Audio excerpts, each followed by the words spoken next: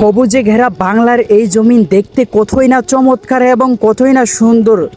সবুজ ধানের ভিতর, গাছের ভিতরে বসে আছে আল্লাহর সৃষ্টি কুদরতি পাখি বক। মাশা, মন প্রাণ ঠান্ডা হয়ে যাচ্ছে। গরমের আবহাওয়া এবং গরমের হিমেল বাতাস আসতে শুরু করে দিয়েছে মোটামুটি, আলহামদুলিল্লাহ। সব মিলিয়ে আজকে মাঠের যে পরিবেশটা, ওয়েদারটাও খুব সুন্দর লাগতেছে। আমি একটু দেখাই আপনাদের ঘুরিয়ে ফিরিয়ে।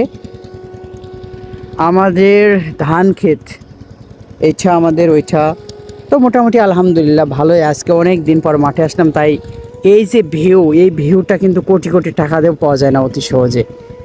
আসবেন, নিঃশ্বাসটা ছাড়বেন, অন্যরকম একটি ফিল হইবে। আলহামদুলিল্লাহ, সবই আল্লাহর নিয়ামত। কি সুন্দর বাতাস হচ্ছে দেখেন, ধানগুলো কি সুন্দর হেলতেছে। মাশাআল্লাহ, আলহামদুলিল্লাহ। শুকরিয়া আদায় করতে হবে আল্লাহর বেশি বেশি, আলহামদুলিল্লাহ।